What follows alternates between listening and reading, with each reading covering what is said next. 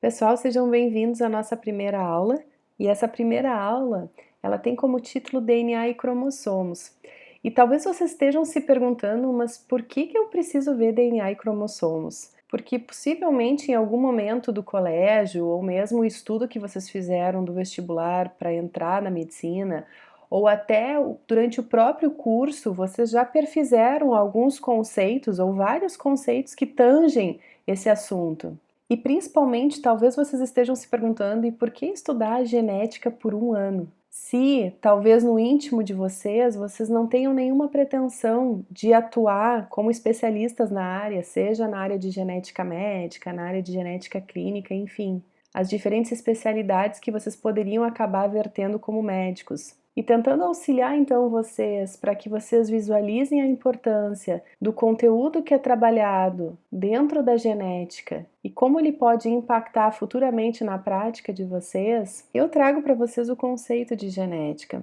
Esse conceito que está aparecendo na tela de vocês é do livro do Alberts, de Biologia Molecular da Célula, que é um dos principais norteadores nosso, aonde ele define a genética como o estudo dos genes de um organismo quanto à sua hereditariedade e variação.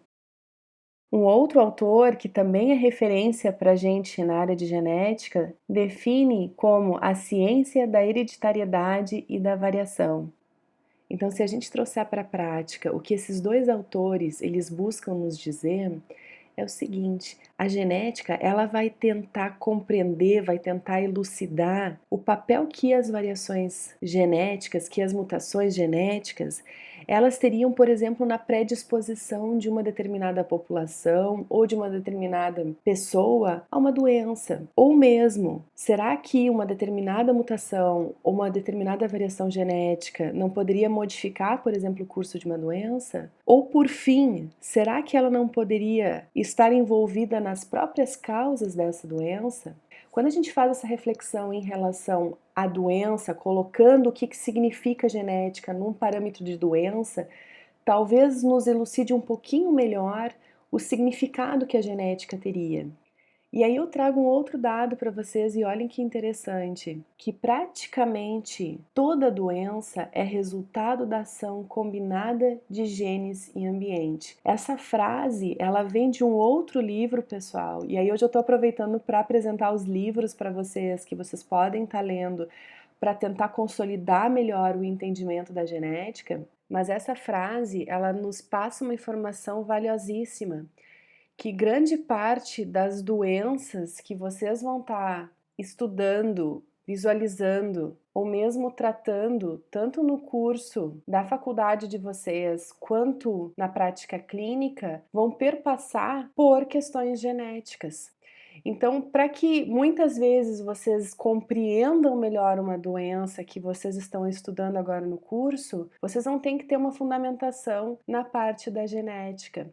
E talvez agora comece a ficar um pouquinho mais claro a questão da importância, então, que a genética efetivamente tem para que vocês compreendam o decorrer do curso de vocês. E para dar, então, alguns exemplos para vocês de doenças que invariavelmente vão adentrar o universo da genética, a gente tem doenças que são muito conhecidas de forma geral pela sociedade, que é doença de Alzheimer, doença de Crohn, anemia falciforme, câncer hereditário de mama e ovário, hemofilia, leucemia mieloide crônica. São tudo patologias que, independente se a gente está no meio universitário ou não, se a gente fala para a população em geral, alguma delas, se não todas, a população conhece, porque são doenças que fazem parte do nosso cotidiano. E talvez a partir desse ponto agora, aquela pergunta que a gente tinha feito inicialmente do porquê estudar genética, talvez esteja um pouquinho mais claro para vocês. Mas com certeza, no decorrer da disciplina no ano, vai se clareando cada vez mais a relevância que tem esse universo dentro da área médica e dentro da área da saúde de forma geral. Mas não tem como a gente pensar no universo da genética e no universo que eu digo no sentido mais amplo, no sentido já de patologia, de aplicação clínica, enfim, sem a gente entrar num consenso do universo básico que envolve a genética como um todo. Para que vocês literalmente entendam e não decorem o universo da genética, a gente vai ter que perfazer alguns conteúdos que talvez num primeiro momento para vocês pareçam muito básicos. Como eu já tinha falado lá a respeito do porquê estudar DNA e cromossomos, que é o assunto da nossa aula de hoje. Mas é importante que nesse primeiro momento a gente consiga entender ou pelo menos buscar compreender os conceitos que a gente vai ver agora. Então, vocês já viram que nas primeiras aulas a gente vai trabalhar com os universos de DNA e cromossomos, ciclo celular, replicação celular, transcrição, tradução, buscando contextualizar o melhor possível, de novo, o entendimento. Então, essa aula de hoje, ela vai ter como objetivo para vocês iluminar esse universo do DNA e cromossomos. Então, vamos para o nosso primeiro assunto. Então não tem como a gente começar essa história sem a gente se transportar para a célula, para o interior dessa célula. É isso que a gente vai fazer agora. E vocês vão começar a enxergar que no fundo, ali em tons de roxo, a gente tem o núcleo celular. E é ali que vai ficar concentrado grande parte do nosso material genético. Mas a gente não tem como ignorar uma organela que está aparecendo em primeiro plano ali para vocês, que são as mitocôndrias. Num tom de verde ali está aparecendo essa organela. Onde nas mitocôndrias a gente vai encontrar um pequeno fragmento, na verdade, do que corresponderia o todo do nosso DNA, onde essa porçãozinha do DNA que fica localizado na matriz mitocondrial, ela tem uma conformação circular bem característico, que ela tem uma hereditariedade exclusiva da mãe, né? Então ela deriva da mãe. E grande parte da informação que está contida nesse DNA vai acabar gerando produtos que revertem para a própria mitocôndria. Mas ela agora não é o nosso foco. A gente quer ir lá para o núcleo e a gente quer observar o DNA que está lá dentro. Então vamos para lá. A gente vai entrar então por meio de um poro nuclear. E aí a gente já se dá de cara com um cromossomo ali, que é a figura mais talvez emblemática e que vocês estão esperando ver em grandes quantidades aqui nessa disciplina de genética. Mas o cromossomo especificamente eu vou trabalhar posteriormente com vocês. Nesse momento, a gente vai se concentrar realmente na estrutura do DNA. Então, se a gente pegar esse cromossomo e puxar um fino fio, um fino filamento, e for desdobrando essa estrutura, a gente vai conseguir chegar até a molécula de DNA que está aparecendo na telinha de vocês, que é justamente o que a gente está acostumado a ver, até a nível de mídia e mesmo na universidade, que é o que a gente está acostumado a ver. E é em cima dessa macromolécula que a gente vai estar focando agora.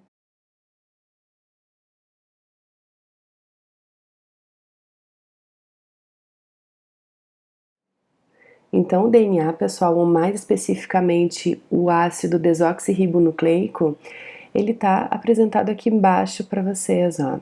E o que a gente visualiza de cara? Que ele é formado por duas cadeias ou duas fitas, o que dá a característica que comumente se chama de dupla fita. Aqui vocês teriam uma fita e aqui vocês teriam outra fita. E a estrutura tridimensional desse DNA, ela é na conformação de uma dupla hélice. Como vocês podem ver aqui que ele faz essa configuração de hélice. A gente vai falar um pouquinho melhor sobre essa configuração mais adiante.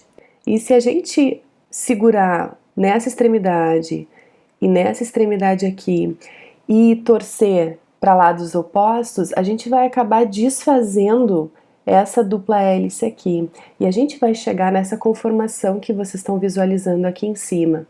E se a gente olhar com atenção então agora para essa estrutura que está aqui na frente de vocês, vocês vão identificar a presença de uma fita aqui e a segunda fita então aqui, formando então a dupla fita do DNA. O que a gente consegue observar de cara em cada fita? Que as subunidades que formam essa fita que está aqui acima, elas se repetem, elas vão se repetindo. Por mais que elas possam ter o par de base aqui, ó, de diferentes tipos, mas todas elas são constituídas pela mesma estruturação das subunidades. Vou dar um exemplo para vocês sobre o que eu estou falando. Se a gente pega, por exemplo, as proteínas, elas são formadas por aminoácidos, onde esses aminoácidos podem variar de tipo, onde eu posso ter uma alanina, eu posso ter uma lisina, eu posso ter uma glicina, enfim, os tipos de aminoácidos, que aí tem na sua totalidade 20 tipos, eles podem ser diferentes, mas as proteínas são constituídas pelas subunidades de aminoácido. Da mesma maneira, as fitas que compõem a dupla fita do DNA, elas são formadas também por subunidades, que são chamadas de nucleotídeos. Então o DNA ele é formado por uma estrutura de dupla fita ou dupla cadeia, onde eu tenho duas fitas e cada fita é formada por subunidades que a gente chama de nucleotídeos. E por isso que muitas vezes vocês vão ouvir dizer o DNA é polimérico ou o DNA é uma molécula polimérica. E por que vocês vão se deparar com o polimérico? Porque quando a gente fala em polímeros, a gente está dizendo que essa estrutura é formada pela adição repetitiva de subunidades, que geralmente são chamadas de monômeros. Então as proteínas são poliméricas, os ácidos nucleicos são poliméricos porque eles têm a repetição de subunidades. As proteínas, os aminoácidos e os ácidos nucleicos, então, os nucleotídeos. Mas quem são esses nucleotídeos? Do que são formados esses nucleotídeos? Esses nucleotídeos, pessoal, eles são formados, e eu queria trazer vocês para essa imagem aqui à direita do vídeo de vocês. Eles são formados por um grupo fosfato, por um açúcar, que no caso do DNA é a desoxirribose, ou falando mais bioquimicamente, né, a 2-desoxiderribose, que a gente já vai ver um pouquinho dela no detalhe agora. E ele é formado por uma base nitrogenada, aqui representada pela guanina para vocês. Então, os nucleotídeos vão ser formados por essas três estruturas, que é a subunidade, então, do nosso polímero, do nosso DNA, e que vai se organizar, então, como vocês estão vendo aqui, na fita de DNA. Em cada fita do DNA vai ser formada por essa estrutura, então, polimérica de subunidade de nucleotídeo. Só que a gente sabe que o DNA, e aí vocês precisam vir para cá comigo, ó, ele tem uma formação de fita dupla. Então, aquela fita simples que a gente construiu a partir das subunidades de nucleotídeos, elas vão ter que se associar de alguma maneira, formando a dupla fita de DNA, que é o que a gente conhece. E ainda ela vai ter que se organizar numa estrutura tridimensional na forma de uma dupla hélice, que é essa estrutura que vocês estão visualizando aqui. E agora, nesse momento, eu queria olhar um pouquinho mais a fundo agora com vocês para dentro desses nucleotídeos, para que a gente não visualize eles na forma de uma imagem somente esquemática, mas sim numa forma um pouquinho mais bioquímica, que vai ser o nosso próximo slide, então. Bom, e como é que é essa característica um pouquinho mais química do nucleotídeo? Essa imagem aqui ela é bem oportuna porque ela é simples de ser vista, mas ela mostra um pouquinho dessa característica, então. Aqui vocês têm o grupamento fosfato, que a gente tinha falado que é um dos componentes. Aqui vocês têm a presença, então, do açúcar, e aqui vocês estão vendo a base nitrogenada. E é por essa base que eu gostaria de começar a conversar com vocês. E essa base aqui, pessoal, é o que vai mudar de um nucleotídeo para o outro. A gente tem a possibilidade de 4 bases aqui em cima presentes no nucleotídeo. A gente tem a possibilidade da adenina, que vocês estão vendo a conformação dela aqui.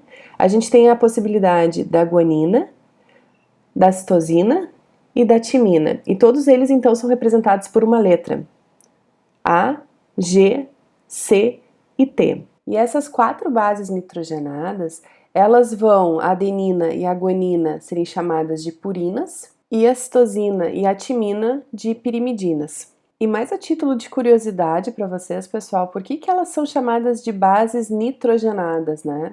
Porque elas têm a presença aqui, ó, do átomo de nitrogênio na composição delas. E todas elas vão ter essa presença, e em função disso é que elas recebem, então, o nome de base nitrogenada. Bom, e as purinas e as pirimidinas, elas são moléculas aromáticas.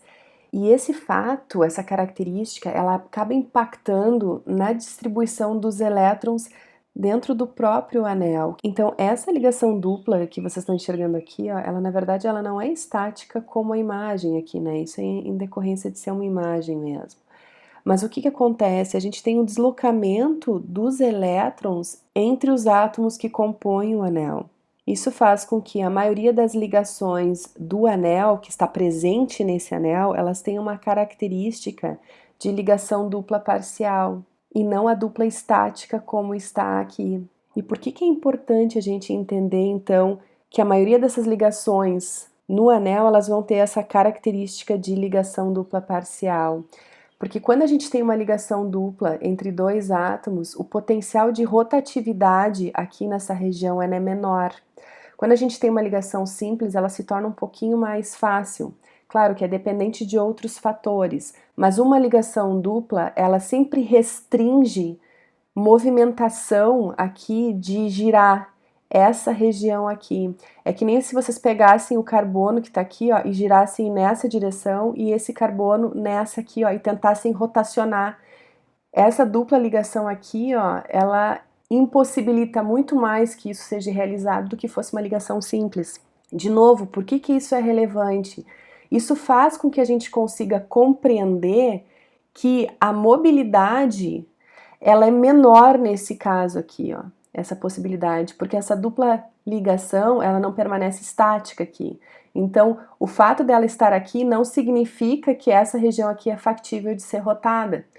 Por quê? Porque há essa característica na grande maioria das ligações entre os átomos que compõem esse anel, que elas tenham um caráter de ligação dupla parcial. Assim, as pirimidinas, pessoal, essa estrutura que vocês estão enxergando aqui, ó, ela é uma molécula bastante planar. Já as purinas, pessoal, elas são muito próximas à estrutura planar, mas ela gera um pouquinho mais de mobilidade em função dessa característica maior dela. Isso que eu tô falando para vocês, a característica planar, elas são extremamente importantes na composição do DNA, que vocês vão entender logo em seguida. Então, o último ponto que eu gostaria de comentar com vocês a respeito das purinas e das pirimidinas é que elas têm como característica ser hidrofóbica.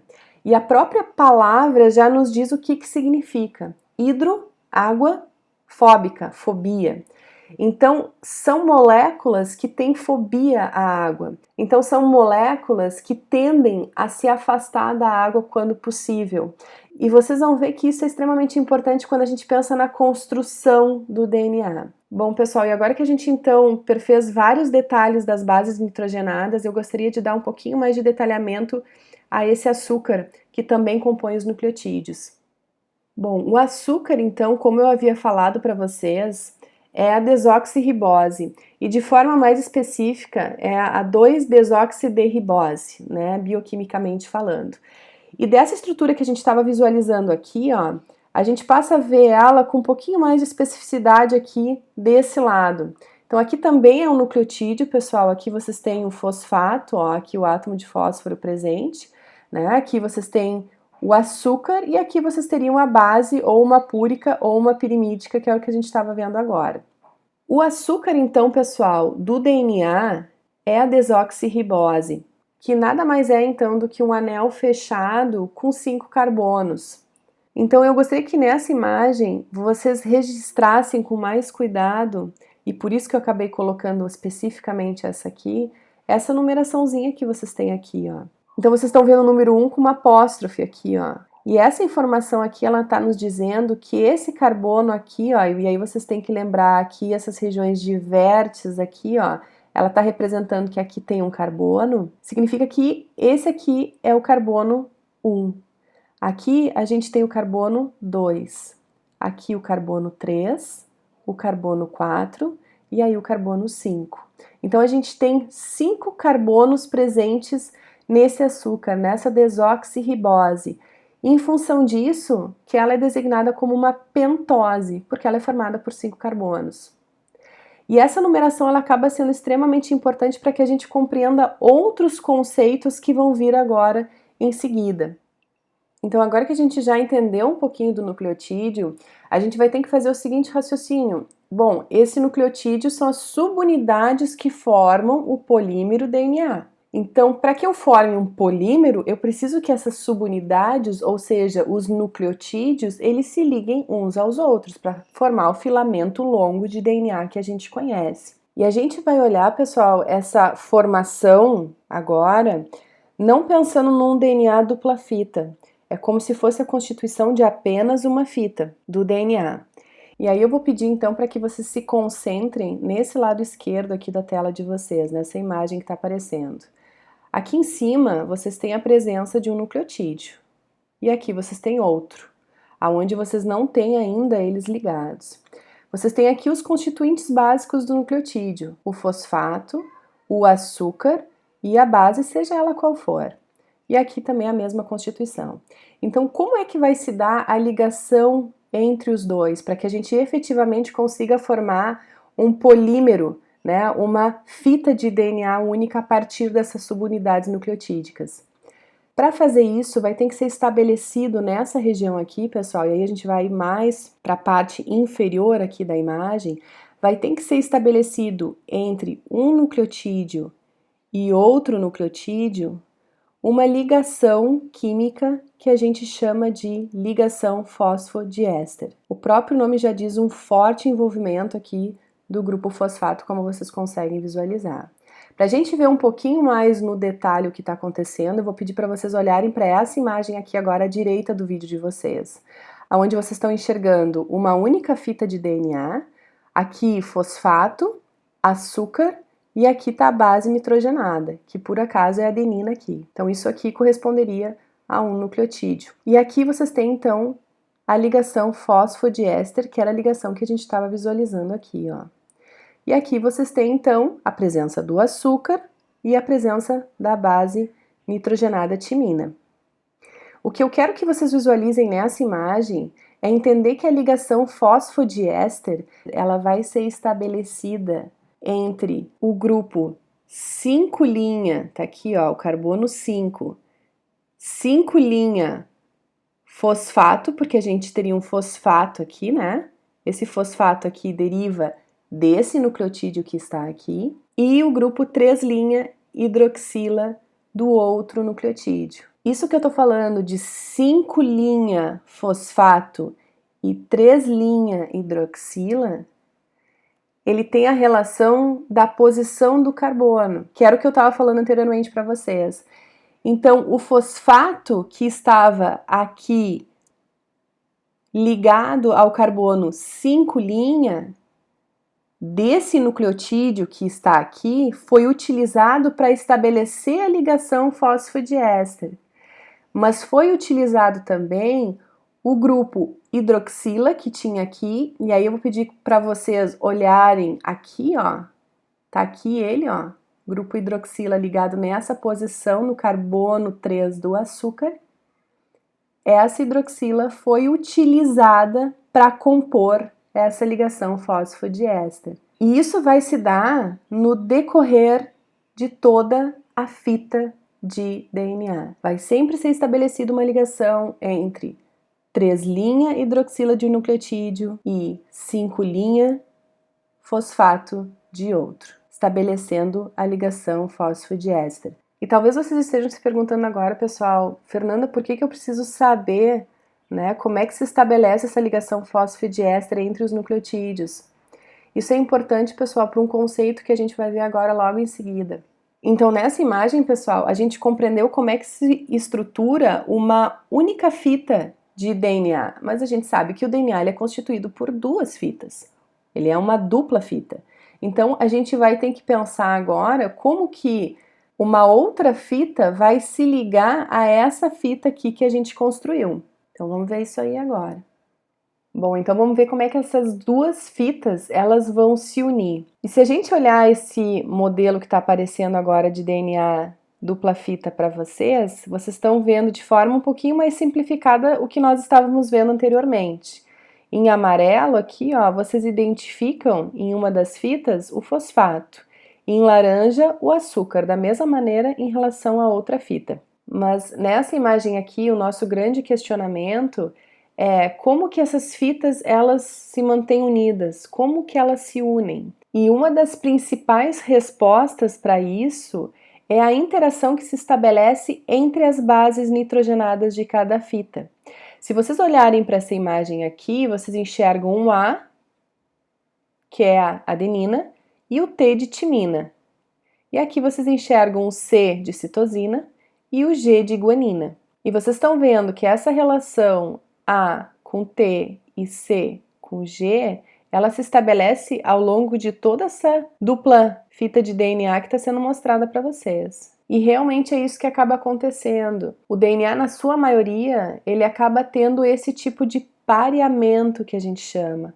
A adenina pareia com a timina e a citosina pareia com a guanina da outra fita. Isso faz com que, se eu desse para vocês apenas uma fita, vocês conseguissem deduzir a outra fita, o que teria de base nitrogenada na outra fita, a partir da premissa de que A pareia com T e C pareia com G. Mas por que ocorre esse tipo de pareamento? Por que A com T e G com C? Isso está muito relacionado, pessoal, à própria estruturação do DNA, onde a ciência verificou que esse tipo de pareamento ele conferia uma maior estabilidade para a estrutura do DNA, onde quando se buscou fazer pareamentos diferentes, se tendia a um processo de desestabilização da estrutura do DNA. Então essa conformação ela vai de encontro a uma melhor estabilidade da estrutura. E como o nosso corpo ele é dotado de, entre aspas, né, uma inteligência sublime,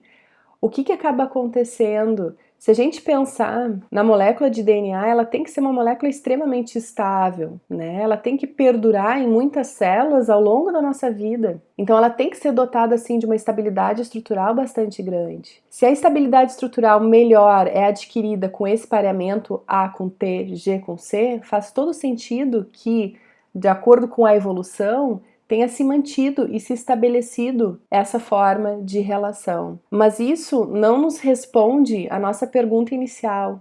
Como que as duas fitas, elas se mantêm unidas? E é isso que eu acabei de falar para vocês em relação ao pareamento A com T, G com C, ele faz todo sentido. Só que para a gente ver esse sentido, a gente vai ter que aproximar nossa imagem e olhar com um pouquinho mais de atenção como é que se relaciona esses pares de bases, que a priori, se a gente olha aqui, parece que é a relação que é estabelecida entre as fitas, que quem está em grande parte estabelecendo a relação ou a manutenção da dupla fita de DNA é a interação que se estabelece entre as bases.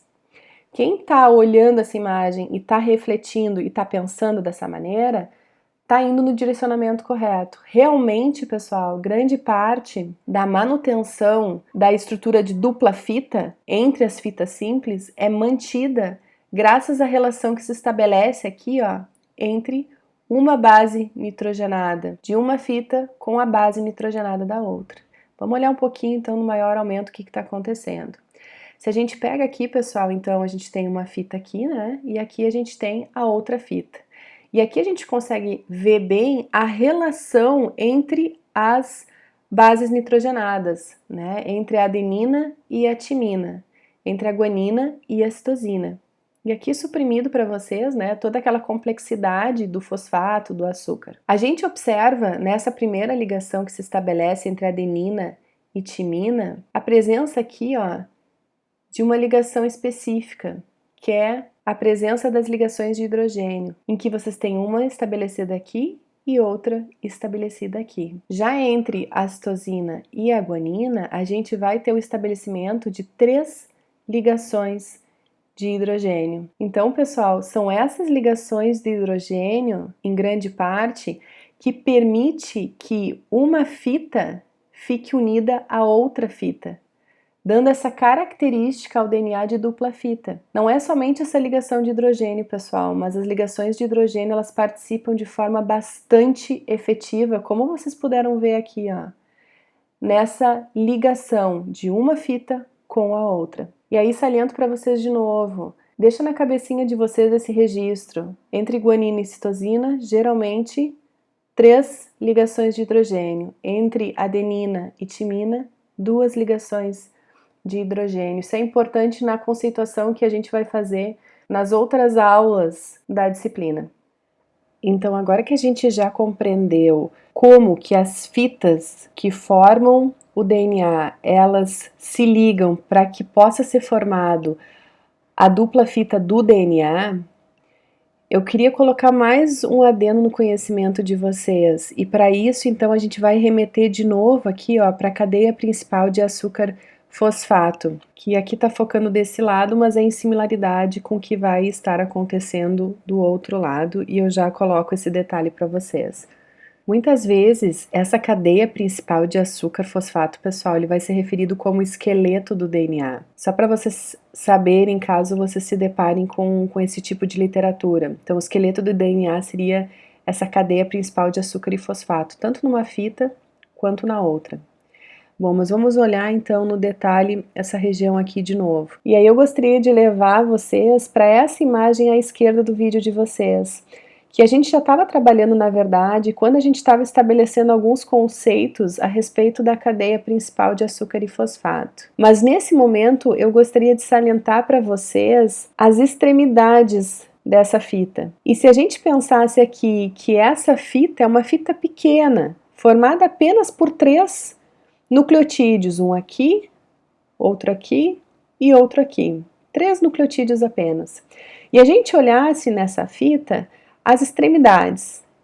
Essa extremidade que está aqui e essa extremidade que está aqui. E de cara, simplesmente por uma percepção, a gente vê que são extremidades que são diferentes. Essa aqui termina no grupo hidroxila, que a gente chama então de grupo 3' hidroxila, e essa aqui vai terminar no grupo 5' fosfato. Então quer dizer que o término delas é diferente. Outra observação que é plausível da gente fazer aqui é identificar que todos os nucleotídeos eles têm o mesmo direcionamento dentro dessa fita de DNA. Então a gente tem, parece que um print do que está aqui, a gente tem aqui. E parece que, de novo, dá um Ctrl V, um Ctrl C e, de novo, tá aqui. Evidentemente desconsiderando, pessoal, a região de bases nitrogenadas, né? Considerando somente o grupo fosfato e o açúcar. E essa impressão de Ctrl V, Ctrl C, Ctrl V, Ctrl C em relação ao fosfato e açúcar, ela é verdadeira. Realmente, essa repetição ela se dá. E ela se dá em parte, pessoal, porque a ligação fosfodiéster que se estabelece, que faz a união de um nucleotídeo com o outro, ela se dá numa mesma orientação. Lembram que eu tinha falado para vocês que a ligação fosfodiéster ela vai se estabelecer entre o grupo 3' hidroxila e o grupo 5' fosfato? É assim que ela se estabelece. Então isso mantém o mesmo direcionamento dos nucleotídeos aqui, no sentido do fosfato e o açúcar. Aqui novamente, ó, o mesmo direcionamento. A ligação fosfodiéster ela está sendo estabelecida entre o grupo 3' hidroxila de um nucleotídeo e o grupo 5' fosfato de outro. Então, se os direcionamentos deles são iguais e eles vão sendo acrescentados da maneira com que vocês estão visualizando aqui, é completamente factível que, ao olhar agora essa extremidade e essa extremidade, elas sejam diferentes. Aqui terminando num grupo 3' hidroxila e aqui terminando num grupo 5' fosfato, em função então dessa repetição que acontece pela disposição orientada desses nucleotídeos. E convencionou-se dizer, pessoal, que essa extremidade então aqui, ó, é a extremidade 5'. Então toda vez que falarem em extremidade 5' para vocês, vocês têm que estar na expectativa de encontrar essa disposição aqui dos nucleotídeos na fita. E quando a gente fala na extremidade 3', a gente está pensando na visualização dessa região aqui e com os nucleotídeos então dispostos dessa maneira com que vocês estão vendo aqui. Então se eu falasse para vocês o seguinte, pessoal, eu vou ler as bases nitrogenadas, a ordem das bases, numa direção 5 da extremidade 5' para a extremidade 3', e eu lesse A, T, G, eu estaria certa. Se eu lesse GTA, eu estaria equivocada. E esse tipo de leitura, essa ordem ATG e não GTA, é extremamente importante, porque uma leitura feita do DNA de cima para baixo ou de baixo para cima pode dar um produto diferente. Isso vocês vão entender no decorrer agora da disciplina. Agora, se eu disser para vocês, pessoal, eu vou ler para vocês as bases nitrogenadas numa direção 3', 5', então eu teria que ler GTA.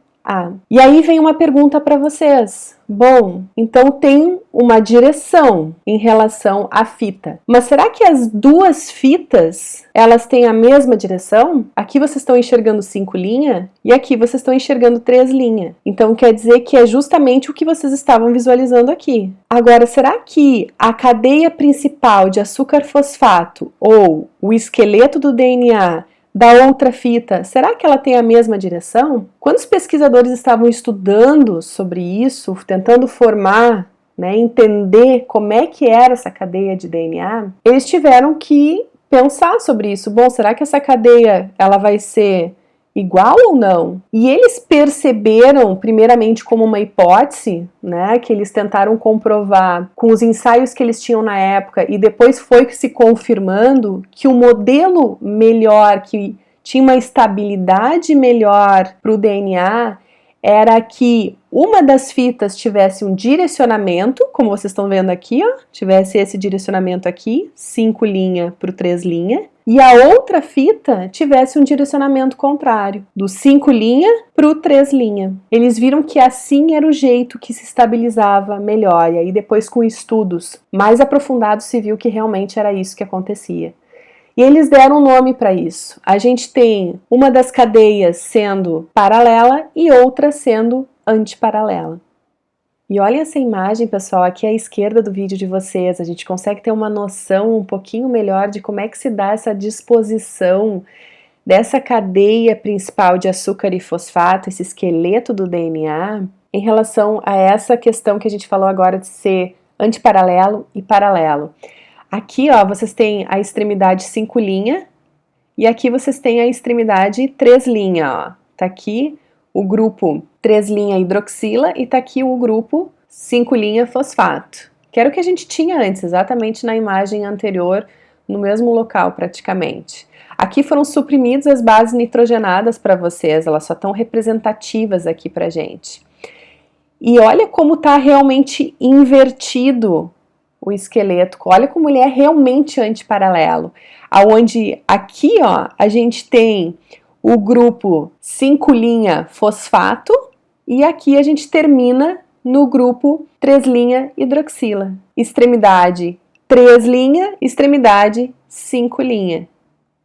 E aí eu queria trazer por último então, pessoal, essa imagem, que é uma imagem muito feliz no sentido de ilustrar o que realmente acontece na molécula de DNA, porque a gente fica vendo aquelas imagens chapadas 2D e eu acredito que muitas vezes a gente fica com uma ideia equivocada de como que a estrutura realmente está disposta. E aqui só para orientar vocês, então, ele está mostrando a extremidade 3 linha, que agora vocês conhecem e sabem bem o que é. Aqui a extremidade 5 linha, correspondente a essa fita aqui. Aqui o açúcar e aqui então o fosfato. Da mesma maneira, a gente tem na outra fita a extremidade 3 linha e aqui a extremidade 5 linha, sendo, portanto, antiparalela e paralela. O açúcar aqui e o fosfato. E aí, pessoal, eu vou adicionar uma última informação a essa cadeia principal de açúcar-fosfato. Ela tem uma característica muito importante, que ela é hidrofílica. Hidrofílica é afinidade por água, filia por água. Então, essa região aqui, ela tem afinidade por água. Essa região aqui também tem afinidade por água.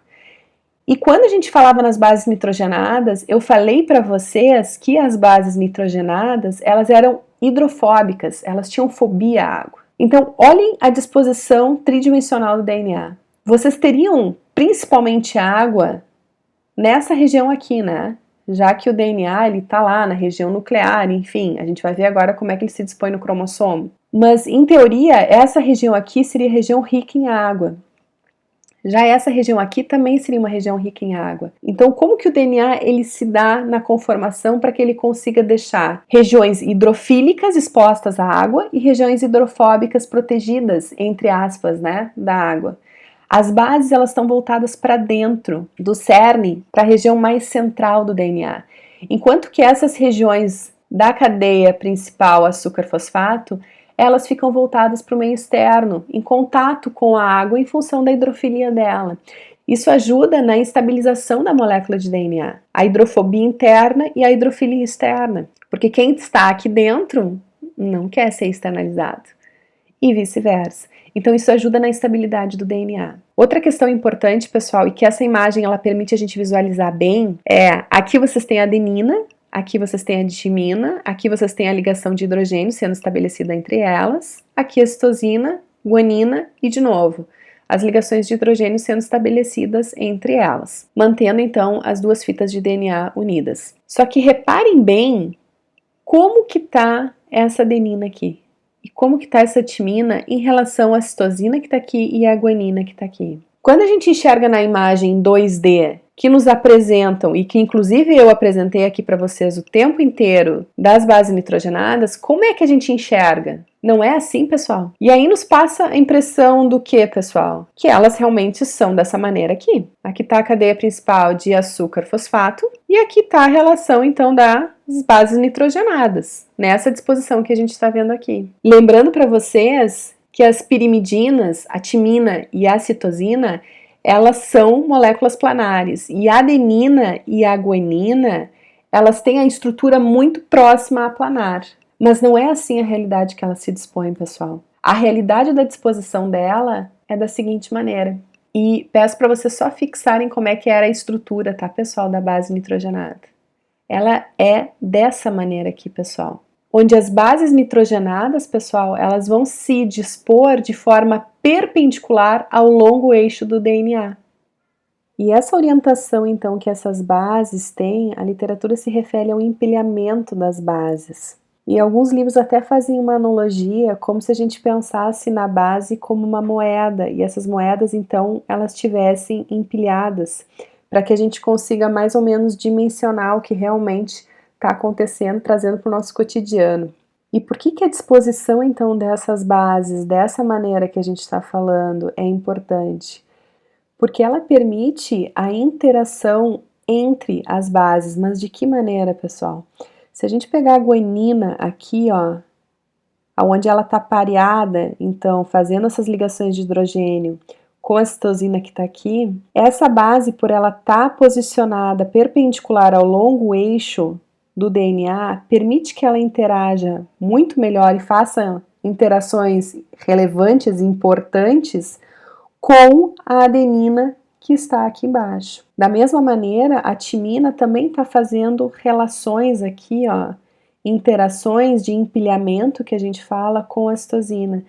Então, o fato de elas se disporem dessa maneira que a gente está visualizando aqui, permite o estabelecimento de interações de empilhamento, e esse é o nome que se dá, entre os pares de bases que compõem o DNA. Os cientistas descobrem que locais onde eu tenho os pares de bases, citosina e guanina sucessivos, tem uma interação de empilhamento mais forte que em regiões onde eu tenho timina e adenina. Então, DNAs com grandes quantidades de guanina e citosina têm interações de empilhamento mais fortes e, portanto, refletem na estabilidade da dupla hélice. Então, são DNAs que têm uma estabilidade maior.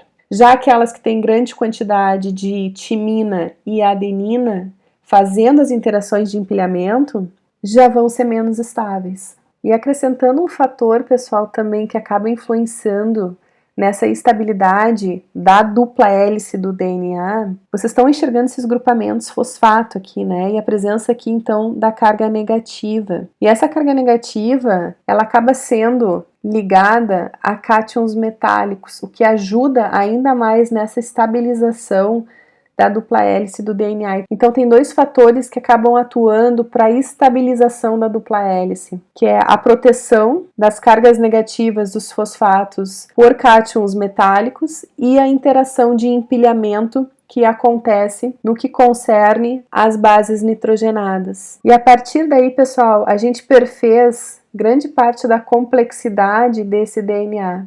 compreendendo desde estruturalmente o que compõe ele, até como que essas estruturas elas se organizam para chegar no DNA que a gente conhece, agregando por fim uma informação de como que ela consegue então uma estabilização melhor. E agora a gente parte então para compreender como que esse DNA ele vai se organizar para formar os cromossomos. E olha, pessoal, a encrenca que a célula se encontra. Se a gente pegasse o DNA de uma célula humana e espichasse ele, respeitando a dupla hélice, mas espichasse ele em um único filamento, a gente teria em torno de 2 metros de filamento de DNA. No entanto, o núcleo celular podendo variar aí de 4 a 8 micrômetros. Isso seria o equivalente a gente ter 40 quilômetros de fio, um fio extremamente fino, em que a gente teria que acomodar então em uma bola de tênis. Olha a complexidade disso para a célula. E além do mais, não basta simplesmente tu embrulhar esses 40 quilômetros dentro de uma bola de tênis. Tu tem que pensar que esse embrulhar ele não pode ser feito de qualquer maneira. Afinal de contas, a gente não pode depredar nenhuma parte desse DNA. Então, a célula ela adotou uma série de mecanismos para que ela consiga, de forma segura, acomodar essa grande extensão de DNA num local extremamente pequeno. E é isso que a gente vai tentar perfazer, então, nessa segunda parte da nossa aula, que é a respeito dos cromossomos.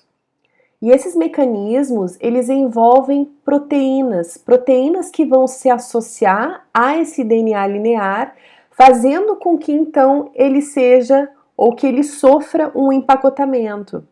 Quando a gente tem esse DNA linear associado a essas proteínas sobre as quais a gente vai falar agora em seguida, a gente chama essa estrutura de cromatina. Então, toda vez que vocês ouvirem falar em cromatina, está sendo dito DNA associado a proteínas, que auxiliam ele nesse processo de empacotamento para que ele consiga efetivamente entrar no espaço do núcleo sem prejudicar a estrutura e função.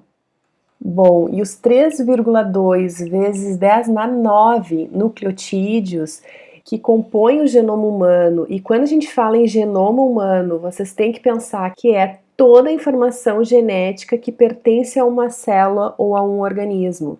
Então é toda a nossa informação genética que está na nossa célula. Ela perfaz 3,2 vezes 10 na 9 nucleotídeos. E esses nucleotídeos, eles vão estar acomodados em 24 cromossomos diferentes. Isso significa que nesses 24 cromossomos diferentes, eles vão ser formados por uma única fita de DNA, que pelo fato da gente ter 3,2 vezes 10 na 9 nucleotídeos para acomodar nesses 24 cromossomos, é da gente pensar que realmente vai ser muito longo esse filamento de DNA que vai compor cada cromossomo. Então, cada cromossomo desses 24, ele vai ter um longo filamento de DNA que vai o compor.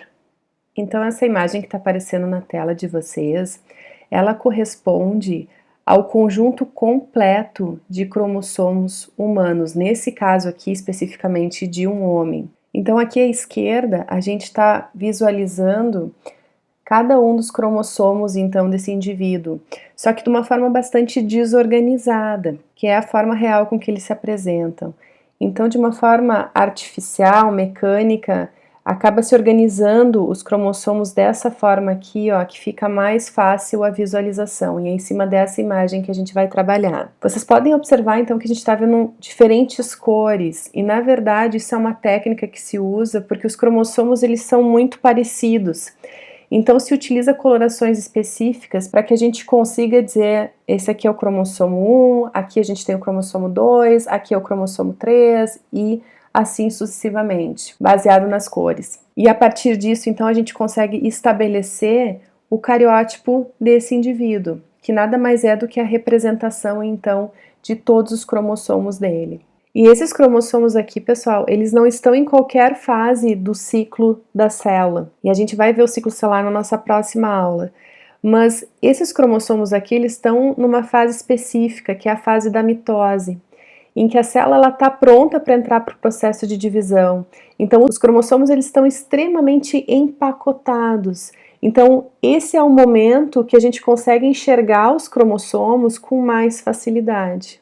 Então, aqui a gente tem o cromossomo 1, o 2, o 3, o 4, até o 22. E esses cromossomos aqui, pessoal, a gente chama de cromossomos autossomos, que são aqueles que vão estar presentes tanto em homens quanto mulheres, compondo então 22 cromossomos diferentes. Esses dois últimos aqui, ó, eles são os cromossomos sexuais, que no caso do homem, que é o nosso caso aqui, a gente tem um cromossomo X e o outro cromossomo Y. Nas mulheres, a gente vai ter 2 cromossomos X. Então, no homem, a gente tem um total de 24 cromossomos diferentes, remetendo o que eu falei no slide anterior para vocês. Mas nas mulheres, a gente vai ter um total de 23 cromossomos diferentes, porque aqui ela tem o X e X. Bom, mas talvez vocês estejam se perguntando: Fernanda, eu entendi que isso aqui é o cromossomo 1, o 2, o 3, mas quando eu olho essa imagem, eu enxergo duas estruturas. E da mesma forma em todos eles. Inclusive nos cromossomos sexuais, no homem eu tenho um X e eu tenho um Y, e na mulher eu teria aqui um X e um X. Essas estruturas que vocês estão visualizando, e caso vocês tenham feito essa identificação, vocês estão corretos, na realidade, quando a gente lembra lá da concepção, o que acontece? A gente tem um cromossomo que vem da mãe e outro cromossomo que vem do pai. Do cromossomo 1, por exemplo. O cromossomo 2, da mesma maneira. Um vem da mãe, o outro vem do pai. E assim para todos os cromossomos, claro, caso não haja algum tipo de anomalia, numa situação de normalidade. Então, esses cromossomos que são o mesmo tipo de cromossomo, mas um vem da mãe e outro vem do pai, a gente chama de cromossomos homólogos. Então, esse cromossomo é homólogo a esse, e ambos são cromossomo do tipo 1. Esse aqui é homólogo a esse, mas ambos são cromossomo do tipo 2. Mas aí a gente vai lá para os sexuais. E o que vai acontecer lá nos sexuais? No caso do homem, a gente tem um cromossomo X e um cromossomo Y. Eles não são do mesmo tipo. Então, no caso dos homens, o cromossomo sexual ele não tem homólogo. Já na mulher, tem homologia. A gente tem 2 cromossomos X. A gente tem 2 cromossomos que são de tipos iguais, X e X, um derivado da mãe, o outro derivado do pai.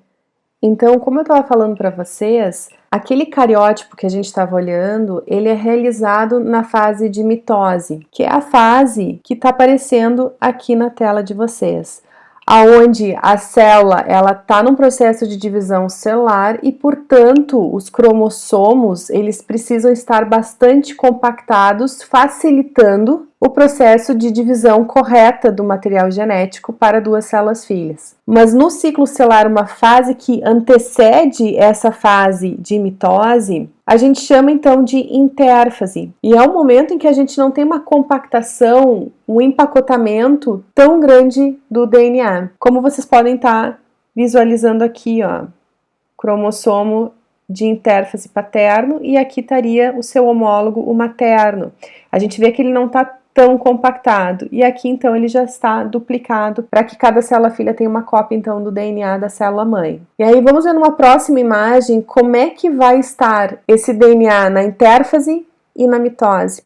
Olha essas duas imagens, pessoal. Aqui a gente tem uma célula na fase da intérfase e aqui vocês estão vendo a cromatina interfásica, ou seja, a cromatina é o DNA com as suas proteínas associadas que ajudam no processo do empacotamento. E aqui ao lado vocês têm o cromossomo, ó, na fase de mitose, onde a gente tem então a estrutura do DNA bem empacotada, pronto para ter o seu material genético então separado para as 2 células filhas. E muitas vezes, pessoal, a gente não fica com essa ideia aqui na nossa cabeça, porque durante toda a disciplina a gente acaba usando muito a estrutura de cromossomos e a gente esquece em que momento que a gente está na fase, no ciclo celular.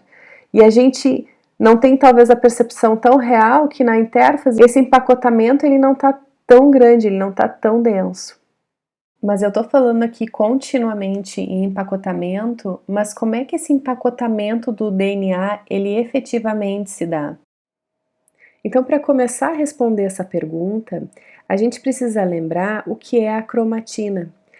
E num determinado momento eu falava para vocês que a cromatina é a molécula de DNA associada a proteínas, proteínas que ajudam nesse processo de empacotamento. Então passa a ser evidente que essas proteínas elas vão estar auxiliando no empacotamento desse DNA.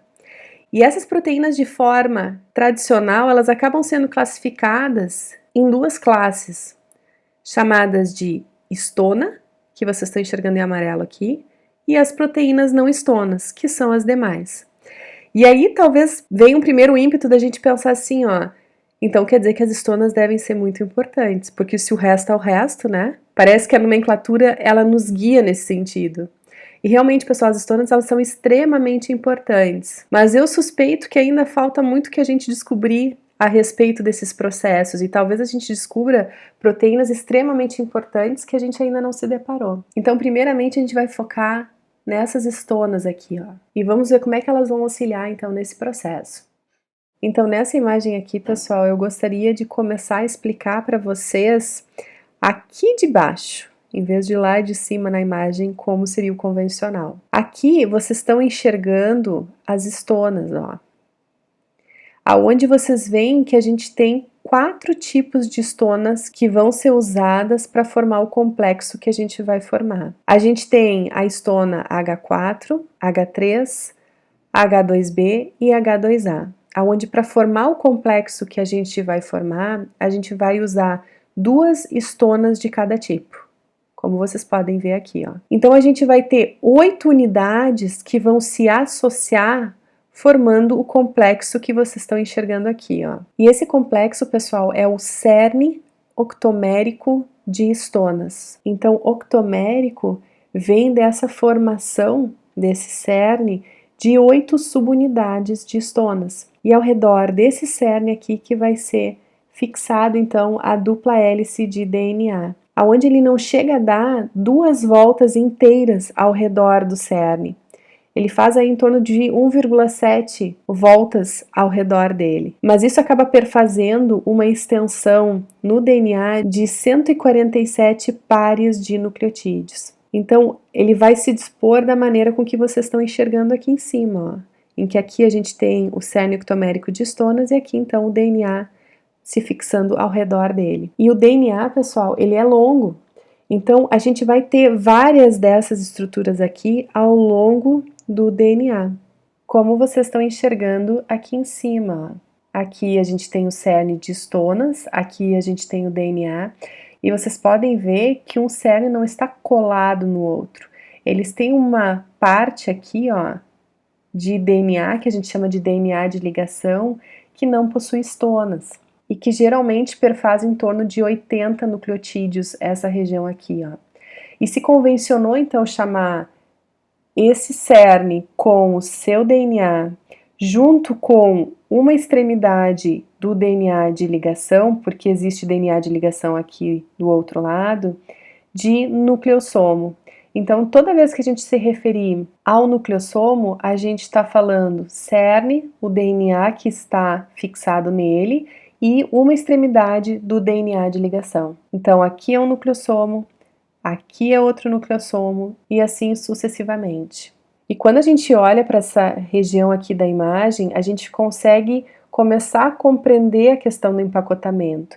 Porque se a gente retirasse essas histonas daqui e distendesse essa dupla hélice de DNA, possivelmente a gente chegaria daqui até aqui. Com a presença desses complexos de histona, a gente consegue, de uma maneira organizada, reduzir muito a extensão do DNA, sem prejudicar a informação que ali está. E de fato, pessoal, com esse mecanismo aqui, ó, se consegue uma redução no comprimento do DNA de 1/3 do que se tinha inicialmente, que é bem representativo. Isso aqui, pessoal, é considerado o primeiro nível de empacotamento. E existem outros níveis, mas possivelmente esse aqui seja o nível que a gente tem mais conhecimento do que realmente está acontecendo. Uma outra informação que eu gostaria de passar para vocês é que essas 4 histonas aqui que formam o complexo, elas são proteínas que são relativamente pequenas, mas elas têm uma característica importante. elas carregam aminoácidos que são carregados positivamente, como por exemplo a lisina e a arginina. E se vocês bem lembram, a cadeia principal de açúcar fosfato no DNA, ele tem uma carga negativa, ele é carregado negativamente. Lembra daqueles sinais negativos lá no grupamento fosfato? Isso acaba explicando, em parte, o fato do cerne de histonas fixar a dupla hélice do DNA. Lembrem que negativo atrai positivo, formando as ligações chamadas de eletrostáticas. Então, a partir daí se consegue estabelecer ligações importantes para se manter essa estrutura, então, unida e fixada. Então, com essa imagem aqui, pessoal, a gente consegue ter uma outra visão do cerne de histona e aqui, ó, o DNA fixado ao redor dele. E aí, de novo, lembra que eu tinha pontuado para vocês que o DNA não chegava a fazer uma volta inteira, era 1,7 de volta? Olhem aqui, ó, por quê? E a gente consegue, então, olhar um pouquinho diferente, ó. Aqui vocês têm, em vermelho, tem a histona H2A, aqui vocês têm em verde H3, em azul H4 e em laranja H2B. Evidentemente que a gente tem duas subunidades de cada tipo, mas aqui a gente consegue ver bem como que essas proteínas de histonas interagem com o DNA representado aqui em cinza pra gente. Tanto numa visão aqui olhando de cima, quanto numa visão mais lateral, ó, mostrando esse DNA fazendo essas quase duas voltas ao redor do cerne de histona. Então essa imagem ela mostra daqui para cá os diferentes níveis de empacotamento, pelo menos diferentes níveis que se conhece atualmente, aonde de uma dupla hélice de DNA a gente passou pelo primeiro nível de empacotamento, que foi a adição dessas histonas, então, e aí a gente passa então para um segundo nível de empacotamento, aonde os nucleossomos eles passam a ser empacotados uns sobre os outros, como vocês estão enxergando aqui, ó. Se vocês observam aqui do lado, ó, há um aumento da espessura dessa estrutura, quando comparado à estrutura que a gente tinha anteriormente. Mas é evidente que se a gente olha a quantidade de DNA que tem nessa região e a quantidade de DNA que se tem agora nessa região, a gente está vendo que realmente o empacotamento ele está sendo efetivo. Em similaridade ao que eu tinha dito para vocês antes, se a gente tirar todos esses cernes aqui de histona e alongar pelas extremidades aqui, ó, esse DNA, ele possivelmente não vai entrar nem na nossa tela aqui. Já esse aqui de cima, talvez entre sim aqui, ó, nos limites da nossa tela. Então a gente vê que realmente está acontecendo um empacotamento gradativo dessa estrutura. Só que esse empacotamento que nós estávamos conversando aqui, ele só é factível porque uma quinta histona, e aí eu vou transferir vocês para essa imagem aqui, ó, que se chama histona H1, ela vai atuar ligando nucleossomos adjacentes. E com isso, ela consegue formar a estrutura que a gente está visualizando aqui. Mas a ciência descobre, pessoal, que na verdade existe um empacotamento ainda maior para a gente chegar naquela compactação que a gente vê nos cromossomos que estão na fase de mitose, que seria essa compactação aqui, ó, pessoal. E se a gente olhar, essa regiãozinha aqui que eles estão marcando para nós em amarelo seria o equivalente ao que a gente está visualizando aqui, ó.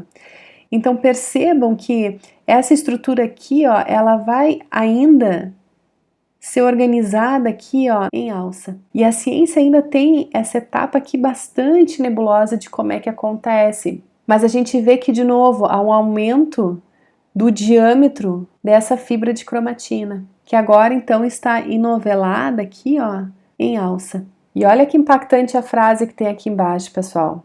Resultado final: cada molécula de DNA é compactada em um cromossomo mitótico que é 10.000 vezes mais curto do que em sua forma inteiramente estendida. É uma eficiência absurda que a nossa célula desenvolveu. E como eu falei para vocês, a ciência conhece muito a participação das histonas e por isso talvez aquela classificação que eu fiz com vocês lá no início. Mas a gente tem muito o que entender em relação ao que realmente acontece aqui, pessoal. A ciência tem muito a descobrir. Então agora, pessoal, a gente perfez toda a estrutura do DNA e do cromossomo. E toda vez que eu leio algo em relação a esse tema, eu tenho a impressão que o nosso corpo ele tem um cuidado tão grande em fazer tudo certinho quando envolve o DNA. Eu não sei se vocês também tiveram essa percepção com essa aula. E por que será que ele tem esse cuidado, esse apreço por essa estrutura? E aí eu trouxe essa frase aqui, pessoal, dos Princípios de Bioquímica do Leninger, de 2019, que é o seguinte: a estrutura de cada proteína e, em última análise, de cada biomolécula e componente celular é um produto da informação programada na sequência de nucleotídeos de ácidos nucleicos da célula. Olha que impactante, olha que importante. A estrutura de cada proteína, ela está invariavelmente atrelada à informação genética que está lá no DNA. Eu só consigo fazer as proteínas do meu corpo porque tem a informação genética para que elas sejam construídas. E uma coisa importante, pessoal, essas proteínas, elas são as principais efetoras do nosso corpo. É difícil tu pensar num processo que não envolva algum tipo de proteína, seja ele bioquímico, seja uma contração muscular, envolvem proteínas. E para que essas proteínas do nosso corpo sejam produzidas, toda hora a gente tem que voltar lá para o nosso DNA e ver como é que faz, E a gente vai entender isso nas próximas aulas. E eu coloquei essa frase para vocês. A capacidade da célula de armazenar informação genética, obter essa informação genética quando ela precisa e traduzir essa informação genética em produtos é necessário para que se tenha vida. Olha a importância que o que a gente viu hoje tem para o nosso dia a dia, inclusive, né? E além disso, pessoal, o DNA ele tem que levar a informação genética. Levar para quem? Ele tem que ser capaz de ser passado, quando a gente pensa no âmbito celular, de uma célula mãe para duas células filhas, num processo que a gente chama de divisão celular, o que a gente vai estar trabalhando então na nossa próxima aula. Além disso, ele tem que ser capaz de passar as informações genéticas de uma geração para outra geração, né? E aí entram as células reprodutoras com muita força. Então, a informação contida no DNA, ela precisa ser propagada e ele tem que ter habilidade para fazer isso. Então, o DNA, e quando eu falo DNA, isso já envolve os cromossomos, eles são muito importantes para nós da área da saúde. Isso é inquestionável.